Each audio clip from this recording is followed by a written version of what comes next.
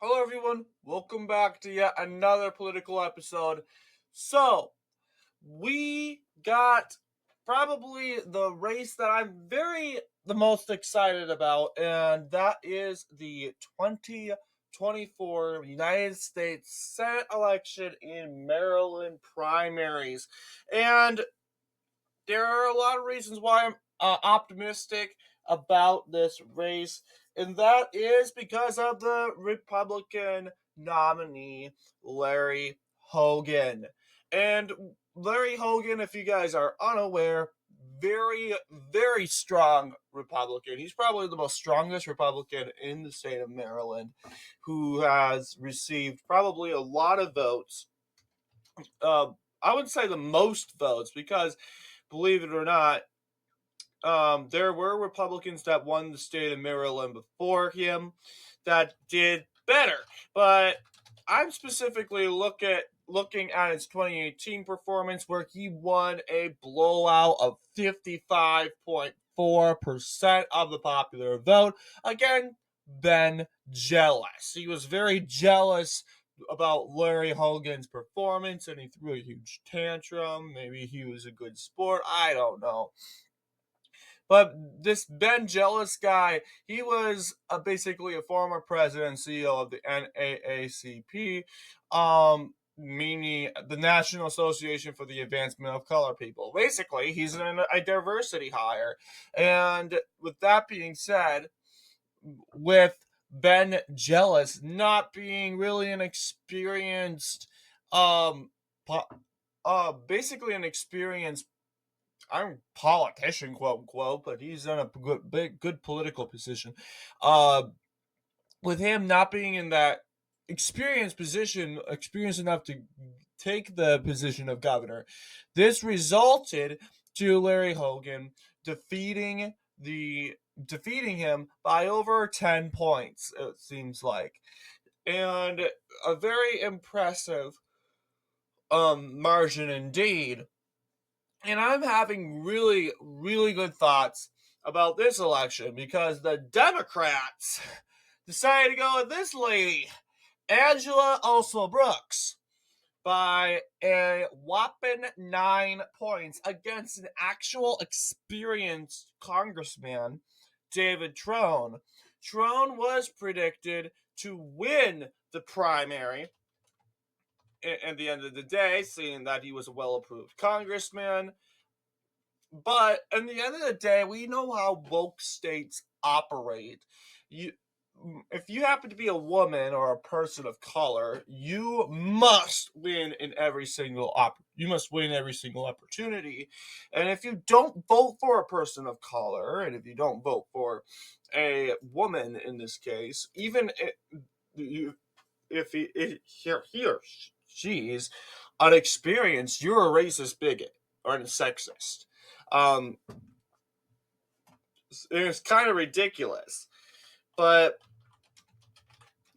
uh, uh, basically, there's nothing qualified of Angela Alsobrooks. I'm gonna say it out loud because Angela Alsobrooks is not a congresswoman. She's not a state representative.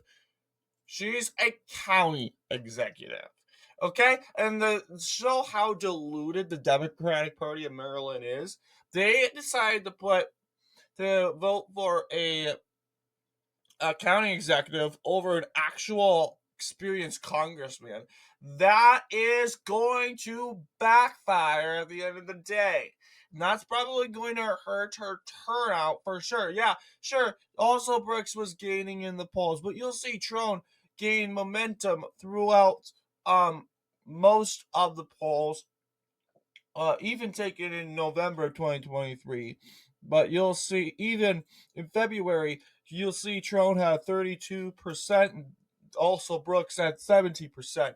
But in the end of the day, I now understand how also Brooks managed to win this election. She got all the voters in the black belt to go vote for her, and to be fair, that's a smart idea. Um, and just to, I mean, I wouldn't campaign on my race, but seeing that these people see not vote by not by experience or qualification. They vote by gender and race. They go out and they vote for Angela Alsobrooks, who happens to be a black woman.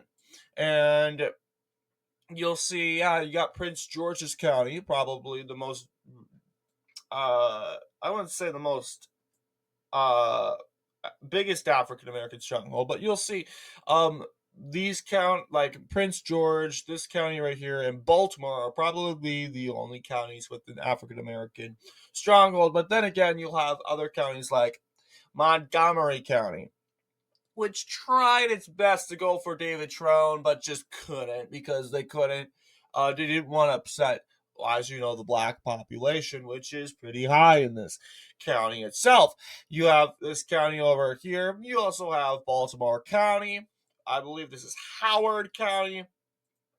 Yeah, I'm trying to think. Where was uh also Brooks' best performance in the end of the day?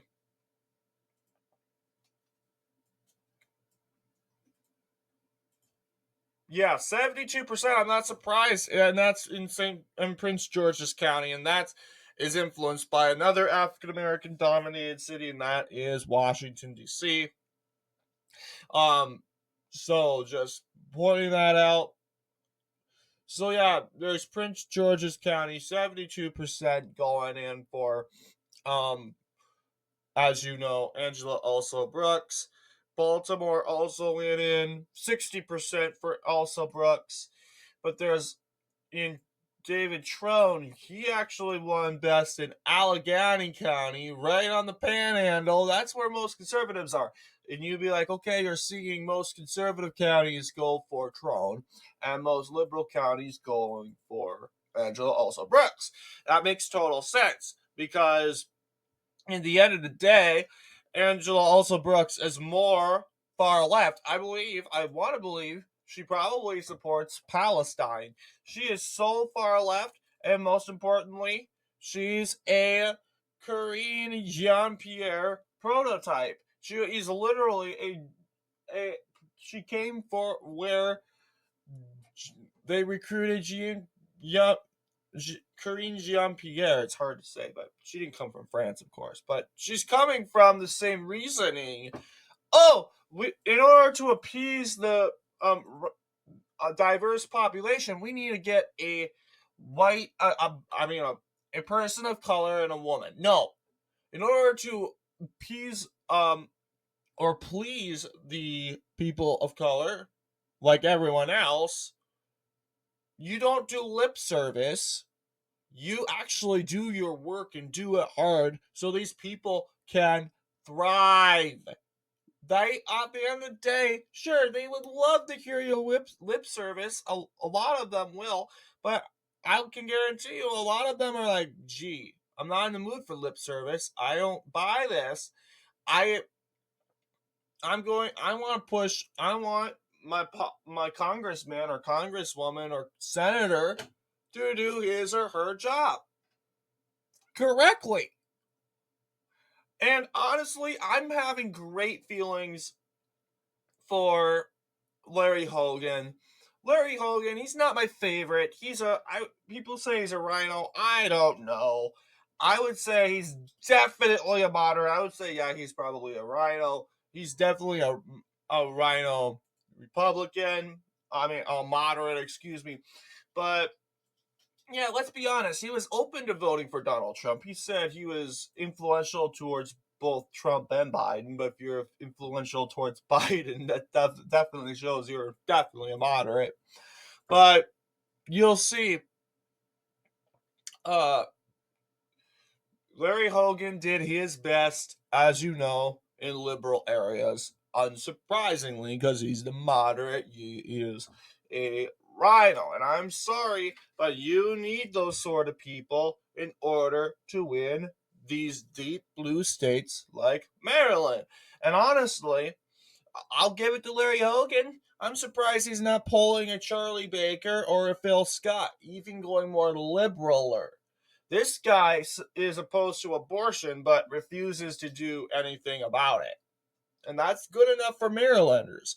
And he's supports gun control, and that's also probably what's giving him a better boost. So, kind of going into a buffet and taking ideologies, Larry Hogan's kind of become more of a, I wouldn't say a compromiser, but definitely we need these sort of people, especially in these deep blue states.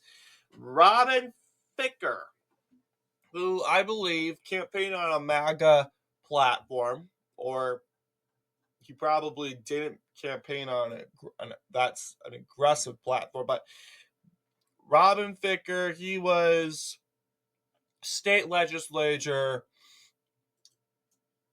but major. Yeah, and it looks like he has a lot of controversies, but I thought he would do well in Montgomery County because that's where he's from. But then again, that's a highly liberal county. It's the most populous county in the state. So that is where Larry Hogan probably did best. Um,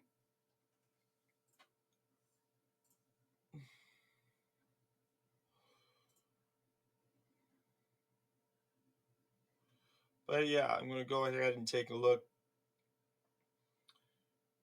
Okay, we're done with the Democrats. Period. Yeah, this is the Democrats. See results. Okay, there we go.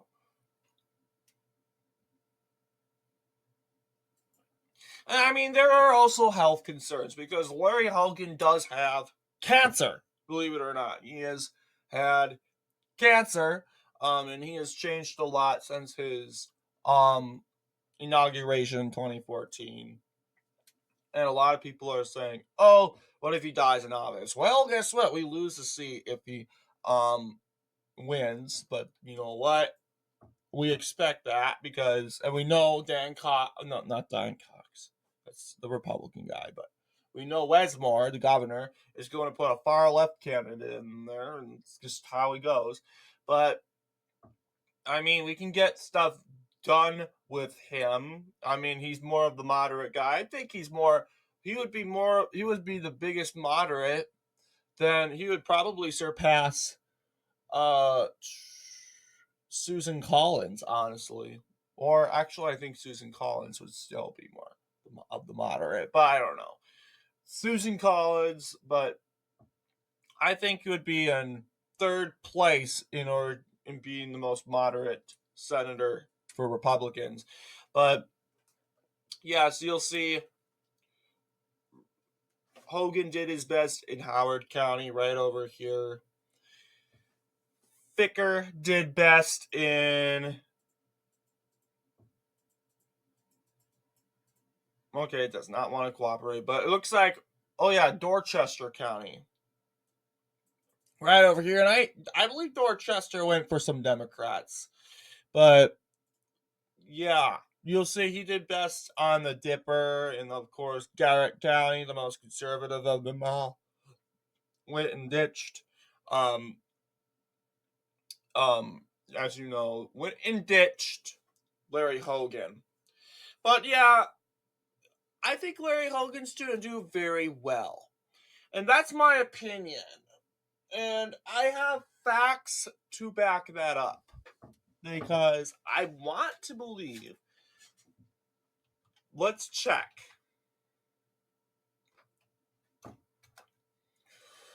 Because I want to believe that. Let's take a look at.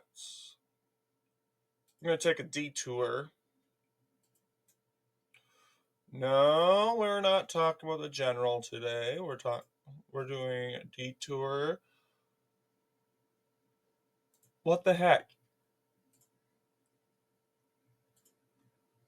Okay, there we go.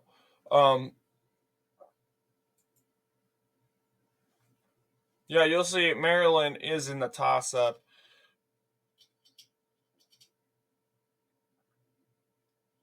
So far, look at that. People know that also Brooks is pretty inexperienced. According to RCP average, Hogan wins by 6.5. Then again, underperforming his 2018 margin. But you know what? It's very possible that he could do better. But we have conservatives that say, like Red Eagle Politics, that say that Hogan can't win because he's not being pro Trump enough. And I want to respectfully criticize and disagree with that. And then again, I'm not going to attack Red Eagle Politics, but I just want to say, hey, you know what? I just wish he could take these polls into consideration. I mean, I like Red Eagle Politics, but he does not look at polls as much as he needs to. And like in 2022, he pretty much said, "Hey, you know what? Biden's approval rating's low. It's going to be a red wave."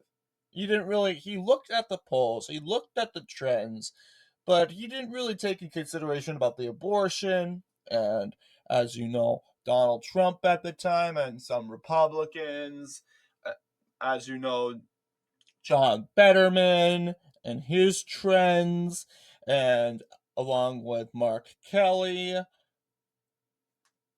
think that's his name. But then there's also other stuff that caused the Republicans to, as you know, slow down a notch, and that was also early voting.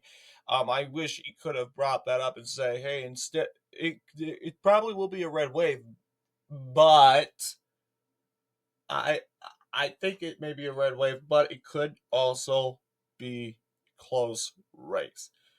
And why I'm frustrated about him, it's never it's gonna be. I think it might be this, but it can also be this way, right? It could go this direction.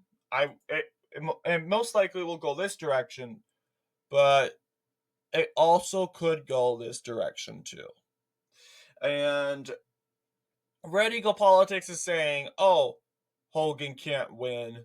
Also Brooks is going to win," and I wish he takes into account he probably doesn't know who Also Brooks and her background is, because a part of the reason on how you win elections and how people go and vote is by experience. A lot of moderate people will go and vote by experience and say, "Okay, Larry Hogan, I've heard of this guy, and this also Brooks guy, girl, came out of the blue, jumped in the picture out of nowhere. Who is she? They'll look her up and they'll find out, oh, she's the Prince George's County executive. Okay. Prince George's County knows who she is. That's basically knowing your local mayor. But it's also, yeah, she does have some power of influence, but then again, just like in the 2018 election, you could have said, or the 2014 election, you could have said, "Oh, Larry Hogan's totally going to win against Anthony Brown." Anthony Brown, yeah, he is also an experienced individual that I thought he would definitely defeat Larry Hogan in the end of the day when it comes to this election, and I definitely believe. But then again, 2014 was less polarized, definitely less polarized than it is today. So, interestingly enough, uh, yeah, you'll see predictions said, "Oh, it's going to be a toss up," or it's leaning Democrat or tilting Republican. You'll see Larry Hogan prop, basically won one poll, and he managed to win the election by 6 points, 4 points. But yeah, he's a strong candidate, and to say, "Oh, he's not going to win," because that this diversity hire is going to win because Maryland's an antagonistic woke state is just, no, I don't know. It's a little odd. Like, I'm saying I think Larry Hogan's going to win. I think he's going to pull off a victory probably under 4 points. Or I mean, this if this also Brooks does her best, but then I also think that the best performance would be close to his 2018, maybe a little bit under his 2018 performance. Um, yes, and it's important to remember Maryland could just be like Kentucky. Kentucky is a state where probably the state that ran in but was a part of the 2023 races, and it was the most conservative out of them all. And it went and voted for Andy Bashir by 5 points. 5 points. I'm not surprised because that's what the polls was saying. The polls actually said that Andy Bashir would win by 7 points. But a lot of people said, oh, Kentucky, though. Kentucky. It's red, 63% for Trump. Yeah, but a lot of those people, they'll go and vote for the candidate that they think is honestly doing the best job, not just because they have the letter D or the letter R by their name. Does that make sense? But yeah, and again, I love Red Eagle politics. I think he's more experienced than me. But I feel, in my opinion, a big weakness of what he has is he is sometimes overconfident about his thinking, and he probably thinks a lot that, like, I think, as you know, I think, for example, Bernie Moreno's going to win. That means Bernie Moreno's going to win. He also cites good facts. Trump voters could bring Moreno support. Trump could bring votes to Moreno in the general election. That is a very good theory. But when it comes to you got to know who Sherrod Brown is. Sherrod Brown has been a hero to Ohio. He's been treated as a hero, and he still is treated as a hero. Just because Ohio is trending Republican, we're predicting Ohio maybe the next Missouri. Yeah, but there doesn't Ohio still has a long way to go. I'm being completely honest with you. And Bernie let's just say Sherrod Brown is an establishment figure. Am I saying Sherrod Brown's gonna win? No. Honestly, I don't know if Sherrod Brown is gonna win. I don't know if Bernie Moreno is gonna win. I want Bernie Moreno to win, but I can't go and say, guys, guess what? Bernie Moreno is gonna win when we have not enough facts to declare Bernie Moreno the winner. The fact of the matter is, it's going to be a close race between Bernie Moreno and Sherrod Brown, and that is the basic. That's all I'm going to say. And Red Eagle Politics is saying Bernie Moreno is going to win because he just is. And that's pretty much a turnoff, in my opinion, because I don't think that's fair, because then what if he doesn't win? And then it's going to be like 2022. People say, hey, Red Eagle, you said Bernie Moreno was going to win. What happened? And he goes, I don't know. I'm like, okay. In my opinion, you should have said Bernie Moreno very well could win, pull an upset thanks to Trump support. But as of right now, keep in mind, if polls don't change, Sherrod Brown could possibly win by a small margin. I would say that is a very good, fair statement. And I would support that statement. But he's saying the same thing with John Tester. John Tester can't win because Montana is red. Well, let's be honest. We have the state of Kentucky much redder than Montana. And it voted for a Democrat by 5 points.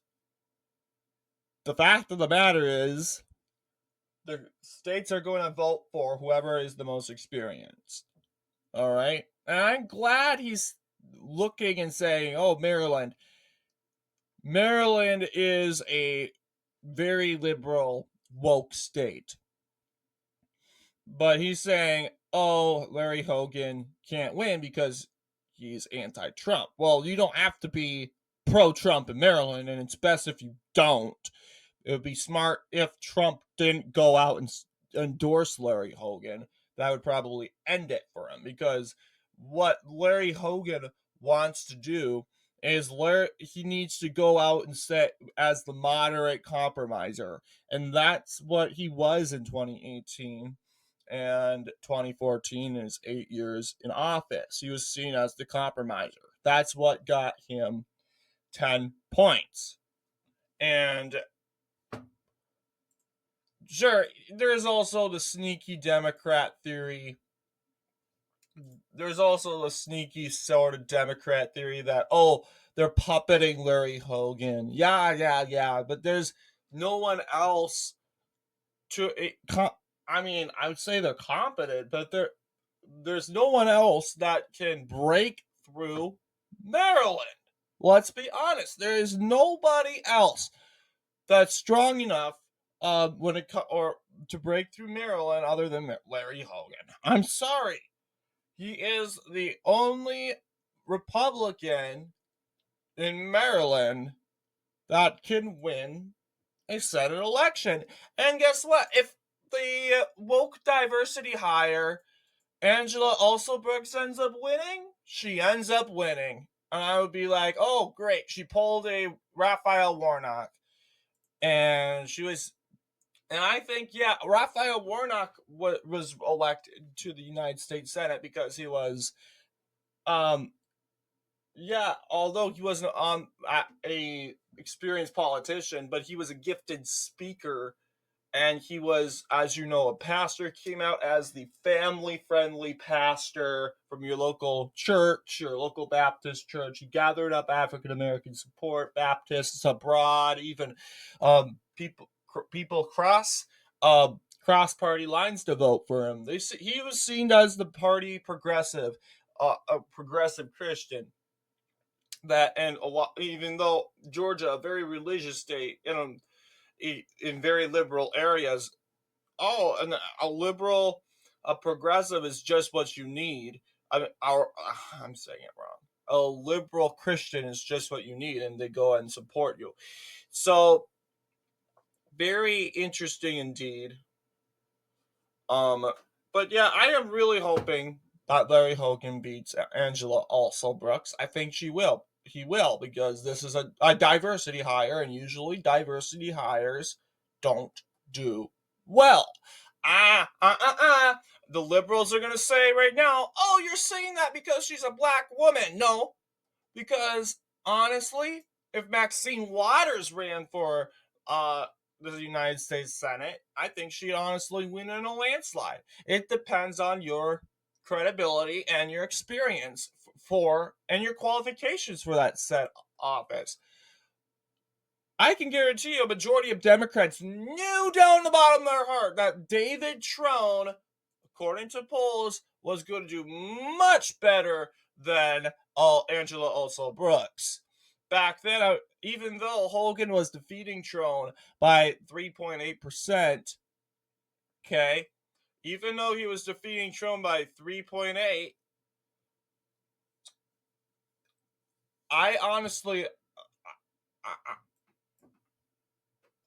I honestly thought, you know what, Trone could end up winning this in the end of the day. That Larry Hogan's going to slip on a banana peel and spill it all.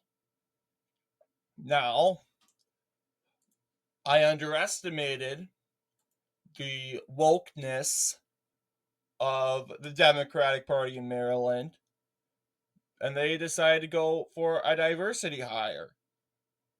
And in the end of the day, she won by 9 points. And I can guarantee you, a majority of Democrats in the Maryland Democratic Party know that David Trone's more experienced, that he would do much better than Angela Alsobrooks, but they just cannot. They do not like the feeling, and they know it's so wrong. It's not wrong. It's voting for someone that you think is the most qualified. And if you vote for someone that isn't black over a black woman, that's racist. No, it's not. And honestly, creating that accusation is not democratic, because Americans should have the right to vote by their own consciousness without being threatened by negative titles. Let's be honest. Is that democratic? No, it isn't. But a majority of Democrats could have said, you know what? The Alsobrooks supporters are saying, probably Angela Alsobrooks herself is saying, white man, David Trone, racist, racist, racist. And she's pulling the diversity card, and she's trying to get all those people. A lot of those Democrats didn't they did not like the feeling of being called those names. You know what?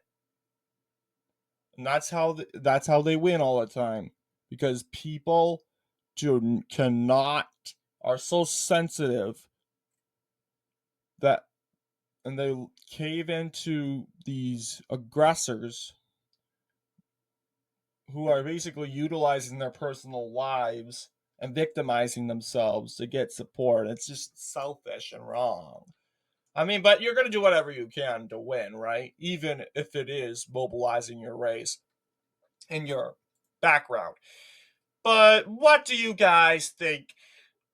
If Red Eagle Politics does see this video, I want to let you know this is not a criticism or any way an attack against you. It's constructive criticism. It's an opinion.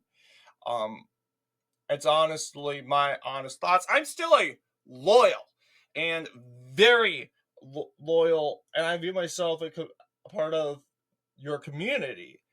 It's definitely a home and a nest that I've made for myself in your community. I have nothing against Red Eagle Politics at all, but I just have this slight disagreement. I feel that Red Eagle Politics just should generally say, hey, you know what? There's a possibility that Larry Hogan is going to win. He doesn't have to think that Larry Hogan is going to win. But saying that Larry Hogan isn't going to win because he's not pro-Trump enough, and I'm not saying Red Eagle Politics thinks that pro-Trump candidates are going to win Maryland. Not at all, not at all. And I think, and he has admitted that it's best to use the rhinos to win Maryland, and I agree with that 100%.